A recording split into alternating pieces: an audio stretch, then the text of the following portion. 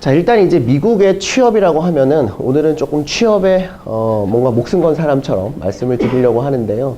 뭐 취업을 한다 그래서 이게 뭐 전부 다 인생에 성공을 한 것도 아니고, 또 이제 하버드나 이런 좀 아이비 학교들에 가서 제가 세미나를 해보면 오히려 그 친구들은 취업보다는 창업에 더 관심이 많은 친구들이 많이 있어요. 그래서 이제 어떤 미국의 창업에 대한 얘기를 많이 또 물어보기도 하는데, 오늘은 그것보다는 이제 취업 쪽에 포커스를 맞출 거고요.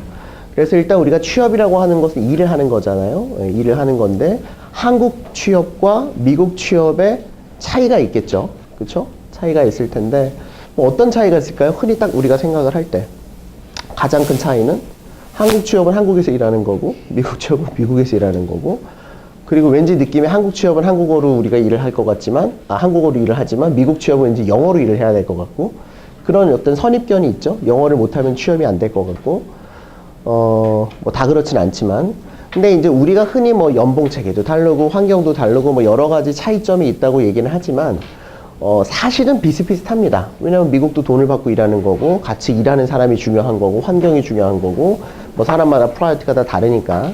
그런데 이제 딱 한 가지 우리가 절대 놓치지 말아야 될 차이점 중에 하나가, 한국에서는 필요 없는 것이 미국에서는 굉장히 중요해지는 게 하나가 있는데, 그게 working status죠.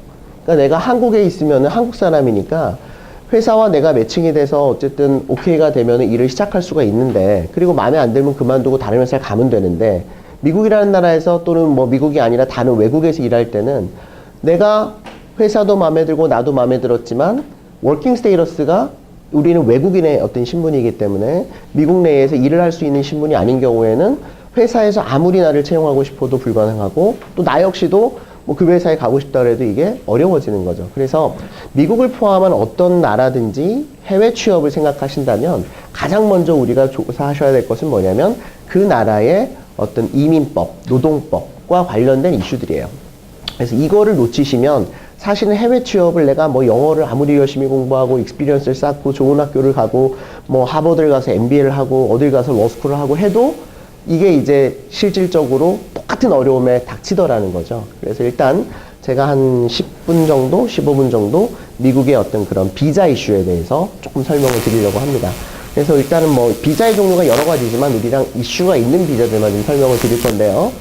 뭐 흔히 아시다시피 지금 미국에 들어가실 수는 있죠. 그렇죠? 이스타라고 하는 걸 통해 가지고 90일까지는 미국 내에서 신문에 대한 이슈 없이 일을 하실 노실 수가 있고, B1 비자도 우리가 관광 비자예요. 과거에는 이제 6개월 관광 비자 받아서 들어가시고 1년 체류시면 연장하실 수가 있었는데, 이스타든 B1 비자든 전부 다 미국에 가셔가지고 돈을 받으면서 일을 하실 수는 없는 비자죠. 놀러 가는 비자니까. 그렇다면 우리가 미국에 가서 일을 하려면 원칙적으로 돈을 받고 일을 하려면 뭐가 필요해요? 우리가 알다시피 소셜 시큐리티 넘버라고 하는 게 필요합니다. 그렇죠? SSN이라고 하는 게 필요한데, 그러면 소셜 시큐리티 넘버를 받을 수 있는 비자가 가장 우리가 이제 흔히 생각할 수 있는 비자가 J1이라고 하는 비자예요. 그래서 이거는 이제 우리 대학생들이던 뭐 아니면 미국에서 뭐 학위를 졸업하지 않으신 분들, 미국에서 대학을 졸업하지 않은 분들에 한해서 이게 이제 적용이 되는데, 왜 그러냐면 약간 문화 교류적인 차원에서 미국에서 비자를 내주는 거거든요. 그러니까 이제 한국에서 내가 회계학을 전공을 했는데 미국이라는 선진국가에 가가지고, 뭐 걔네들은 선진국가라고 생각하니까 저는 뭐 그렇게 생각하지 않지만 어쨌든 선진국가라고 생각을 하니까 선진국에 와서 어떤 실무 경험을 해보고 많이 배우고 다시 니네 나라로 돌아가서 미국에서 배웠던 거를 많이 활용을 해라 라고 하는 어떤 취지의 비자라고 보시면 돼요. 그래서 인턴도 있고요. 그리고 우리가 이제 교환 교수들도 가죠. 뭐 저는 이제 2005년도에 컬럼비아 대학에 이제 교환 교수로 가게 돼서 이게 시작이 된 건데, 그때 받는 비자도 J1 비자고, 내가 어떤 연구소로 가가지고 연구원으로 뭐 일을 하겠다, 그것도 역시 J1 비자를 받게 되어 있습니다. 이 J1 비자를 받으려면은 일단 뭐가 중요하냐면은, 내가 J1 비자 중에서 어떤 캐테고리로 갈 건지가 이제 캐테고리가 여러 가지가 있어요. 지금 말씀드렸듯이 뭐 인턴도 있고, 뭐 트레이니도 있고, 뭐 연구원도 있고, 스페셜리스트도 있고, 뭐 그 비지팅 스칼라도 있고, 뭐 의사들도 갈 수도 있고, 뭐 여러 가지 이 캐테고리가 있는데, 그 캐테고리 중에 내가 어떤 캐테고리를 통해서 J1을 갈 건지, 그리고 J1 비자는 가시기 전에 나를 인바이트하는 회사가 정해져 있어야 되고요. 그리고 그 회사에서 바로 비자를 내주는 것이 아니라 일반적으로 중간에 국무성기관이라고 하는, 우리나라는 국무성이지만 외무부죠. 우리나라의 외무부 같은 곳에서 심사를 합니다. 그래서 회사를 심사를 하고 이제 지원자를 심사를 해서 과연 이 지원자가 미국에서 와서 일을 배울 만한 퀄리티가 되는지, 그 다음에 이 지원자를 가르칠 만한 어떤 그런 역량이 되는 회사인지, 그 회사에 매니저가 있는지, 그것들을 다 심사를 해요. 인터뷰를 하고, 그 다음에 서류 심사를 하고, 해서 이제 그 DS라고 하는, DS2019라고 하는 서류를 내주게 되는데, 그거를 받기까지가 꽤 오랜 시간이 걸립니다.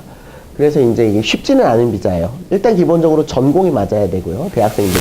그러니까 내가 예를 들면 사이콜러지 전공인데, 내가 한국 회계사 시험을 합격을 해가지고, 또 미국 회계사 시험도 합격을 해서 대학 때, 내가 미국 회계법인에서 인턴을 하고 싶다. 그런데 경력은 없잖아요. 회계사 시험을 2개는 합격을 했지만, 근데 전공을 보니까 사이콜러지란 말이에요. 심리학이란 말이에요. 그런 경우에는 J1 비자가 발급이 불가능합니다. 왜냐하면 전공이 맞지 않기 때문에 내가 시험을 합격했건 뭐 내가 여기서 인턴 경력이 몇 개월이건 이런 것들은 거의 카운트가 되지 않는 거죠. 그래서 이제 J1 비자는 일반적으로 인턴인 경우에는 전공이 반드시 매칭이 돼야 돼요. 그 다음에 이제 트레인이라고 하는 거는 보통 경력이 있어야 됩니다. 그러니까 졸업을 하고 나면 그때서부터는 인턴이 아니라 이제 트레인이라고 하는 말을 쓰게 되는데, 졸업한 지 1년이 안 된 분들에 한해서 보통 이제 뭐 경력이 얼마가 있어야 된다. 뭐 1년이 넘어가면 또 경력이 얼마가 있어야 된다. 그래서 이제 트레이닝이 1년이 아니라 1년 6개월까지도 가능해요. 근데 이제 그거는 전공이 만약에 맞지 않으면 내가 경력이 또 많이 있어야 돼요.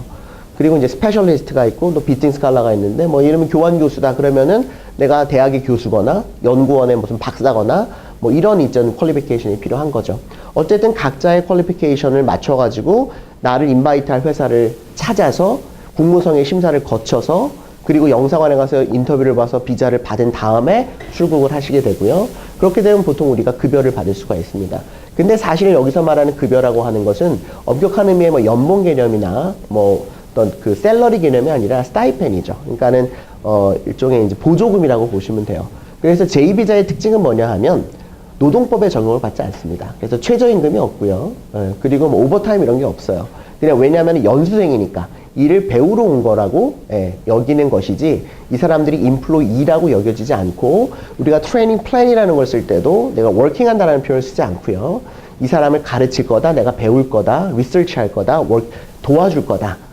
그러니까 인플로이를 대체하면 안 되는 포지션이 J1 비자의 포지션이라고 생각하시면 됩니다. 자, 그 다음에 이제 F1 비자로 가는 경우들이 있죠. 우리가 보통 뭐 MBA를 가시거나 미국으로 유학을 갈 때 받게 되는 학생 비자가 F1이에요. 그죠?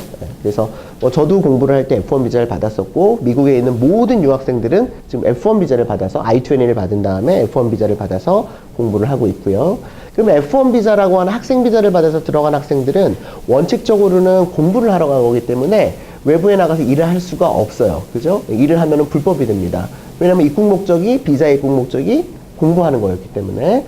그런데 이제 약간 예외적으로 어떤 사항을 주냐면, 뭐 미국에서 공부하신 분들은 아시겠지만 CPT라고 하는 게 있고 OPT라고 하는 게 있습니다.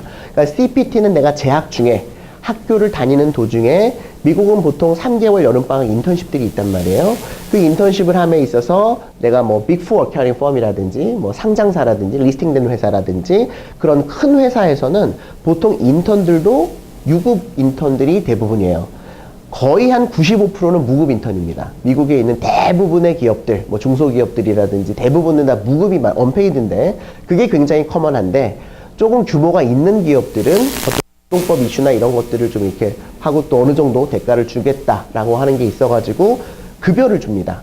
그거는 이제 일종의 이제 뭐 시급으로 돈을 주게 되는데, 학생 비자를 받고 들어가는 경우에는 J1 비자와는 달리 소셜 세큐리티 넘버를 못 받는단 말이에요. 공부만 하는 거니까. 그럴 때 이제 내가 어느 큰 기업에서 인턴을 하게 됐는데 돈을 줘야 되면은 회사에서 어카운팅 부서에서 반드시 소셜 넘버하고 뭐 이런 것들을 다 요구한단 말이에요. 그러면 이제 뭐를 신청하냐면은 재학 중에 내가 CPT라는 걸 신청을 해요.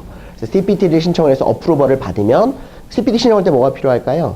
내가 어느 회사에서 일하게 됐고 언제부터 언제까지 급여를 얼마를 받고 일하게 됐다는 레터를 가져가서 이거를 신청을 하면은, 그래서 이제 보통 3개월 동안 내가 얼마를 받고 일을 할 수가 있는 그 기간에 대한 어떤 그게 이제 CPT고요. OPT는 이제 졸업을 하고 나서 Optional Practical Training이라고 해서 졸업을 하고 나서 보통 이제 인문계나 뭐 이런 경영대나 이런 데 보통 1년이에요. 그래서 내가 공부한 것과 유사한 분야로 가서 1년 동안 프랙티스를 해봐라. 이게 이제 OPT입니다. 이때도 마찬가지로 똑같이 연봉을 받고 일을 하실 수가 있어요. 조금 더 이제 미국 취업에 대해서 조사하신 분들은 OPT가 일반적으로 1년인데 그쵸? 근데 IT 분야라든지, 뭐, 매스라든지, 좀 이런 그 이공계 쪽, 엔지니어링 중에서 조금 이공계 쪽은 OPT가 1년이 아니라 지금 3년이에요. 3년까지 일할 수가 있습니다. 그래서 이제 우리 우스갯말로 실리콘밸리에 있는, 실리콘밸리 그 어딘지 아시잖아요. 그죠? 실리콘밸리에 있는 IT 회사들에서 OPT 학생들을 다 빼버리면 실리콘밸리가 돌아가지 않는다 이런 표현을 하거든요. 그만큼 OPT 학생들이 다 거기서 아주 저렴한 어떤 그 돈을 받으면서, 뭐 다는 아니지만 대부분 이렇게 많은 돈을 받지 않으면서 1년, 2년, 3년씩 일을 같이 하는 거죠. 그게 이제 OPT입니다. 그래서 저도 마찬가지였고요. 저도 로스쿨 할 때 CPT를 신청을 했고, OPT를 신청을 했고, 그 다음에 이제 뭐 비자를 받게 되는 거가 똑같이 모든 유학생들은 예외 없이 CPT와 OPT를 거치는 것이 일반적입니다. CPT는 반드시 맨데터리는 아니지만, 보통은 OPT는 한국으로 바로 돌아오지 않는 이상에는 미국에서 보통 경력을 쌓기를 보통 레커멘드 하잖아요. 그때는 OPT를 신청을 하지 않으면 또 보통 OPT 신청하기 전에 90일 안에 졸업하고 90일 안에 회사가 정해져야 또 OPT를 신청을 받는 학교들도 많이 있거든요. 학교 팔러스이기 때문에 그렇게 해서 이제 받게 되는 게 CPT, OPT고요. M1 비자는 조금 우리랑은 상관이 없어요. 직업 학교들, 뭐 미용이라든지, 뭐 이렇게 플러밍이라든지 그런 그 전문 학교에서 학생 비자와 유사하게, 그래서 이제 공부를 하면서 가서 프랙티스를 해볼 수가 있는 거죠. 실제로 뭐 고쳐보고 이러는 거. 그러니까 우리랑은 조금 상관이 없는 비자고, L1 비자는 주재원 비자죠. 여기 삼성전자의 임원이 뭐 지사장으로 나갈 때, L1 비자, 이제 우리랑은 조금 상관이 없는 비자고. 자, 어쨌든 여기까지만 보면 우리가 미국 들어가서 일할 수 있는 비자는 사실상 J1 비자와 F1 비자의 CPT, OPT인데, 이거는 둘 다 취업은 아닙니다. J1 비자를 이제 한국에서도 많은 대학들이 저희 회사에서도 한국의 많은 대학생들을 J1 비자를 통해서 미국으로 1년 동안 또는 뭐 6개월 동안, 1년 반 동안 이렇게 인턴십이나 트레이닝을 보내고는 있지만 엄격히 따지면 J1 비자는 취업이라고 말할 수가 없죠. 왜냐하면 1년이 있다가 한국으로 돌아오는 게 원칙이고, 물론 일부 학생들은 가서 거기서 뭐 영주권을 받는 경우도 가끔 있고 정말 감옥에 혼나듯이 어떤 경우는 H1 비자로 바뀌기도 하지만 대부분은 이거는 취업이라고 우리는 생각하지 않죠. OPT도 마찬가지죠. OPT도 1년이 됐건 뭐 IT는 3년이 됐건 일정 기간이 지나면 그냥 비자가 없어져 버리는 거기 때문에 내 신분이 더 이상 없어져 버리는 거기 때문에 취업이라고 보통 얘기하지는 않습니다. 그러면 미국에서 우리가 취업이라는 걸 쓸 수 있는 비자는 무슨 비자냐면 H1이라고 하는 비자예요. 그래서 아마들 많이 들어보셨을 텐데, 그래서 H1이라고 하는 게 전문직 취업 비자입니다.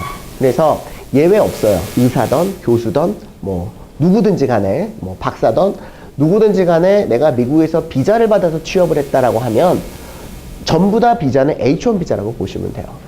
그래서 저도 마찬가지였고요. 미국에 있는 모든 유학생들, 하버드를 나왔건 골드만삭스를 취업했건 전부 다 받게 되는 비자는 H1 비자입니다. 그래서 이제 우리가 H1 비자를 받아야 아, 이게 취업이구나 라고 보통 우리는 이제 얘기를 하는 거죠. 자, 그런데 이제 H1 비자는 이것도 이제 뭐가 필요하냐면 전공의 매칭이 필요해요. 그래서 H1 비자를 우리가 받기 위해서는 몇 가지 조심하셔야 될 것이 있습니다. 아까 우리 J1 비자도 뭐가 필요했냐면은 전공이 맞아야 된다 그랬잖아요. 그렇죠? 근데 H1 비자도 이게 조금 쉽게 말하면은 미국에서 전문직으로 미국 사람으로서 구하기가 어려운 잡에 대해서 외국 사람들을 고용할 수 있도록 인정해주는 비자가 H1 비자예요. 오케이? 그러니까 사실은 근데 뭐 구할 수 없는 직종이 뭐 별로 없어요. 미국의 실업률이 지금 얼만데. 그러나 어쨌든 조금 특별한 분야들에 대해서 이 H1 비자가 이제 발급이 되어지는데, 첫 번째 조건은 뭐냐면 내 학부 전공 또는 석사 전공과 내가 일하려고 하는 그 회사의 잡 디스크립션이 매칭이 돼야 됩니다. 자, 예를 들어보죠. 내가 하버드 대학에서 필라소피를 전공을 했어요. 철학을 전공을 했는데 내가 3학년 때 골드만삭스 가가지고 일을 했습니다. 그래가지고 4학년 때 모건 스탠리에 갑자기 취업이 됐네요.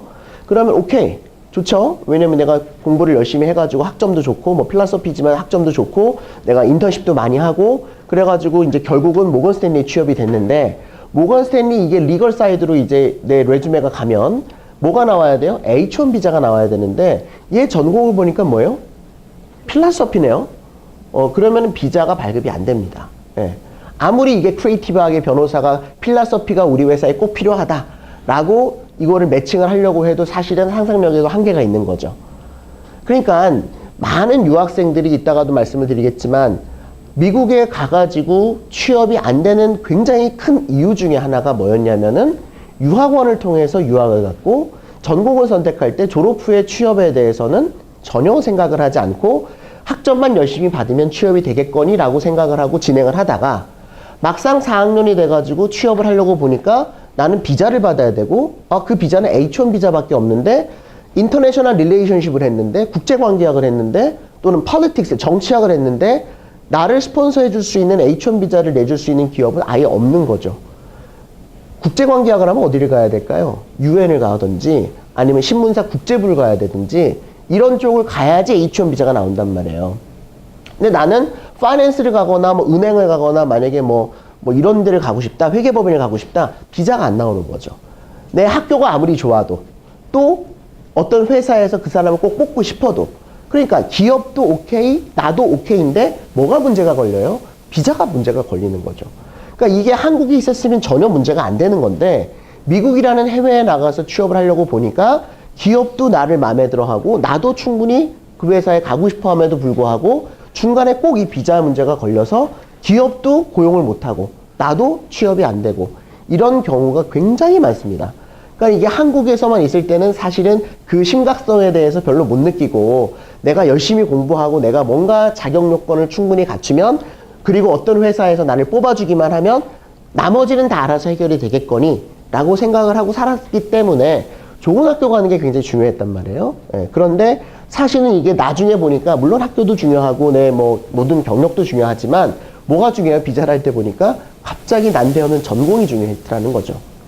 그래서 이제 유학을 하실 때 내가 어느 쪽으로 갈 건지를 조금 미리 생각을 하셔가지고 또 그거에 맞는 전공을 선택하는 것도 굉장히 중요하다. 이게 이제 H1 비자입니다. 그리고 이제 H1 비자의 또 하나의 특징이 뭐냐면 1년에 쿼터가 있어요. 이거를 수백만 명, 수십만 명 해주면 좋겠는데 미국도 정책상 외국인들에 대해서 너무 많은 사람들이 이게 취업이 돼버리면 미국의 실업률이 올라갈 수가 있기 때문에 한계를 두고 있는데 제한을 두고 있는데 1년에 총 몇 명한테 H1B가 발급이 될 수가 있냐면 8만 5천 명한테 발급이 될 수가 있습니다. 8만 5천 개. 1년에 이제 8만 5천 개요. 그리고 매년 신청을 받습니다. 그 중에서 2만 개가 석사 박사들. 그러니까 석사 박사, 미국에서 석사 박사요. 미국에서 석사 박사한 친구들한테 2만 개를 먼저 따로 내주고요. 그리고 이제 석사 박사들이 아닌 학사들. H1은 전문대만 졸업해서는 받을 수가 없으세요. 전문대를 졸업했으면 관련 경력이 5년 이상 있으셔야 됩니다. 그러면 equivalent to bachelor degree가 돼서 이제 bachelor degree와 똑같다라고 승인을 받으실 수가 있는데 최소한 학사학위가 있으셔야 돼요. 졸업을 하셨어야 돼요. 그리고 관련 전공이 맞으면은 나머지 6만 5천 개를 가지고 이제 진행을 할 수가 있는 거죠. 근데 만약에 석사 박사에서 넘쳤어요. 넘친다는 말이 무슨 말이냐면 2만 개만 주는데 신청자가 3만 명이다. 그러면은 10,000명은 이게 탈락될 거 아니에요? 추첨을 합니다. 그냥 로터리예요. 그러면 이 10,000명은 다시 학사들하고 같이 와서 경쟁을 해서 다시 한번 추첨을 해요. 그런데요, 이게 미국의 경기가 좋지 않을 때는 2008년, 9년도에 리먼 브러더스 사태가 났었고요. 그리고 2009년도, 10년도에 유학한 친구들은 정말 잡이 안 됐어요. 왜냐하면은 모든 유학생들, 외국인들은 다 먼저 회사에서 파이어 시켰거든요. 그러다가 갑자기, 그러니까 그때는 H1B가 쿼터가 남았어요. 8만 5천 개인데, 이게 신청자가 뭐 5만 명, 6만 명밖에 없으니까 추첨이라는 개념이 없었단 말이에요. 그런데 갑자기 너무 빠른 속도로 미국이 경기가 회복이 됐고, 2011년서부터는 8만 5천 개가 다 차버리는 거죠. 이게 언제 신청을 받냐면 매년 4월 1일 날 신청을 받거든요. 4월 1일 날 딱 신청을 받습니다. 일주일 동안만 신청을 받아요. 그런데 4월 1일 날 하루에 접수되는 양이 이제 20만 개, 20 몇만 개가 오는 거죠. 8만 개, 8만 5천 개밖에 숫자가 우리는 받을 수가 없는데. 그래서 올해도 3대 1이 됐습니다. 경쟁률이. 벌써 결과가 나왔죠. 이제 5월 말이니까 6월 초니까 이제 결과가 나오는데, 그러니까 이제 이게 얼마나 황당하냐면은요. 진짜로 예일에서 거의 뭐 4.0 만점으로 해서 해가지고 너무너무 똑똑한 친구, 중고등학교 다 미국에서 나오고, 그 친구가 이제 결국은 뭐 예를 들면 골드만삭스를 갔단 말이에요. 예. 그리고 뭐 스태팅을 뭐 예를 들면 뭐 10만 불 받고 일을 하고 있어요, 지금. 그런데 추첨해서 떨어지는 거예요.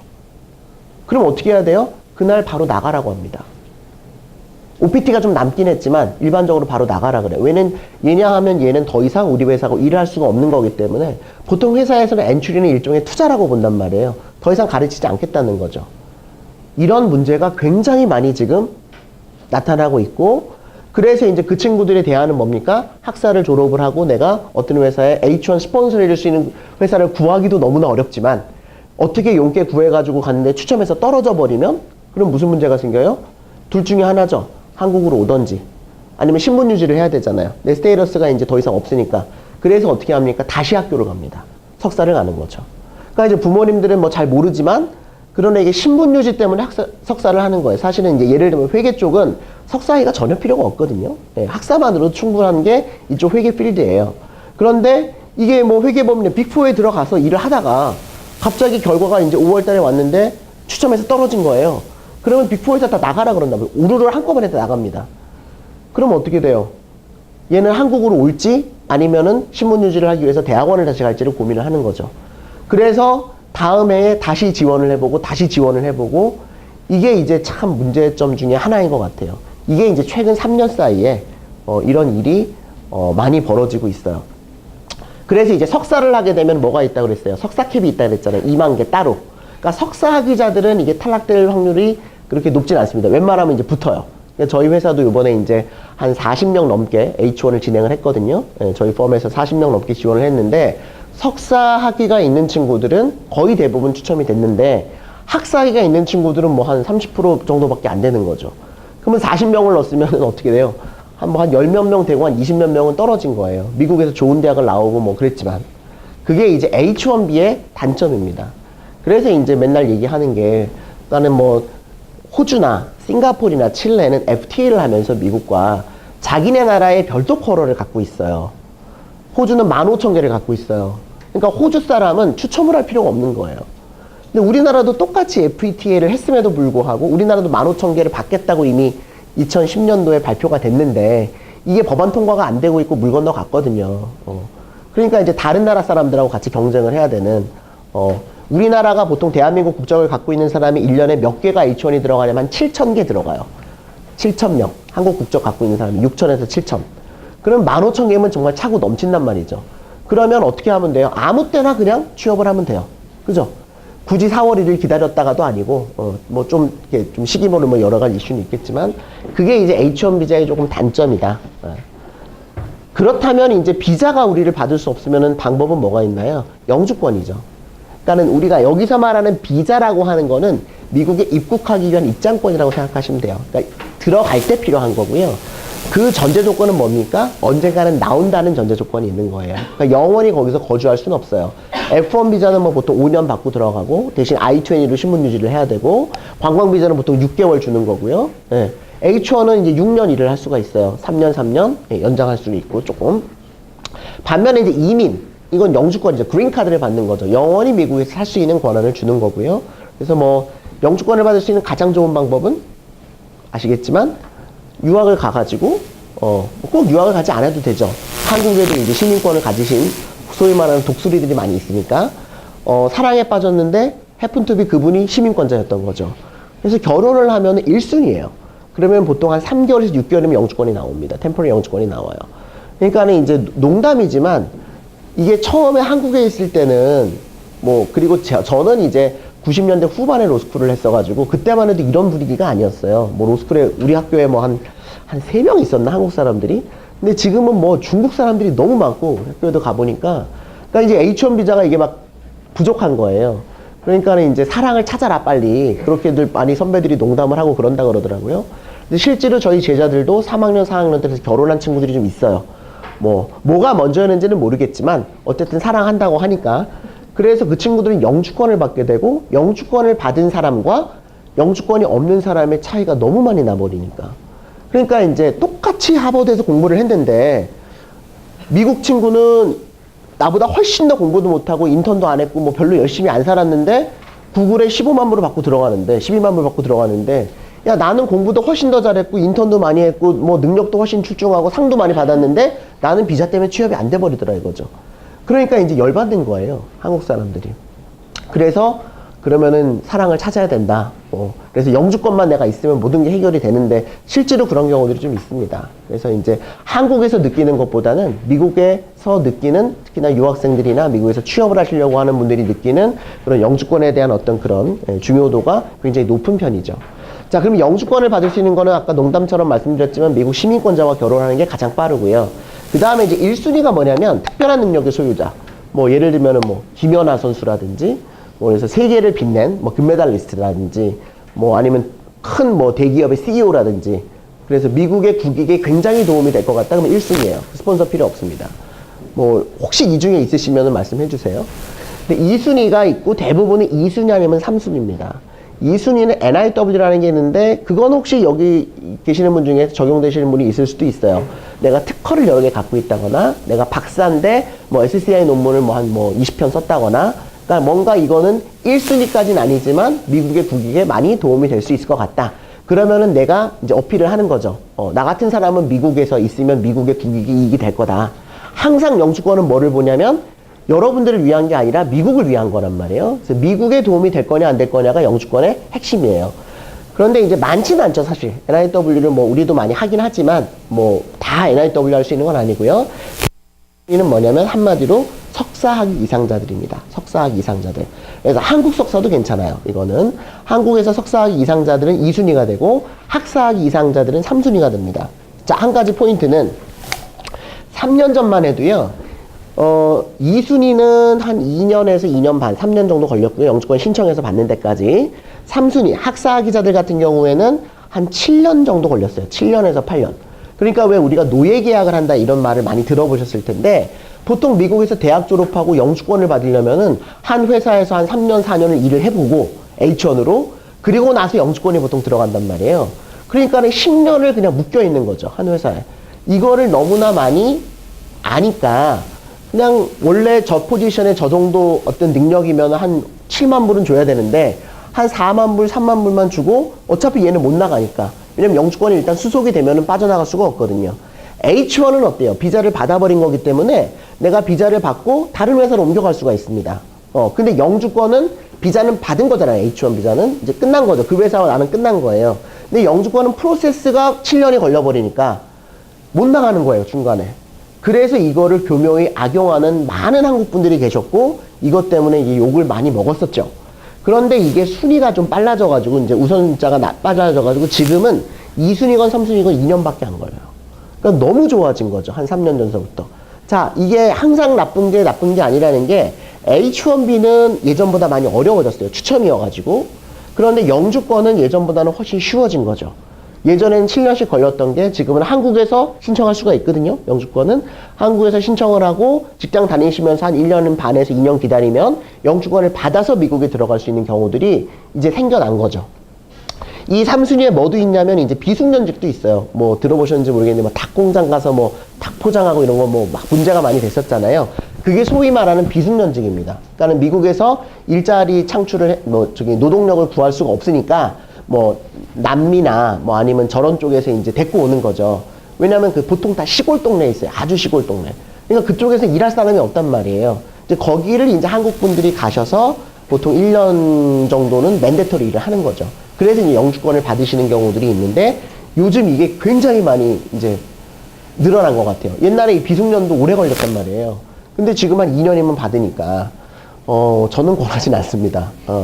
뭐 여러 가지로 권하지 않아요. 왜냐하면 영주권을 받는 것까지는 오케이. 받는 것도 좀 걸리지만 돈도 들어가지만 거기서 1년 일하는 게 아무 의미가 없고 일단 뭐 시급 뭐 10불도 안 받고 일을 하는 거고 그리고 거기서 평생 살 게 아니거든요. 그러면 어딘가 대도시로 가셔야 돼요. 그러면 그때부터 다시 시작이에요. 미국 생활이. 그러면 그 비용이며 그 도시에 가서 다시 뭐 적응해가지고 왜냐면 닭공장에서 평생 일할 게 아니란 말이에요. 네. 그러니까 이제 새로운 잡을 구하셔야 되는데 이런저런 비용을 따지면 훨씬 더 비용이 많이 들어가는 것 같아요. 그래서 어쨌든 보통 2순위, 3순위를 영주권을 진행을 하는 경우가 대부분이다라고 보시면 되겠습니다.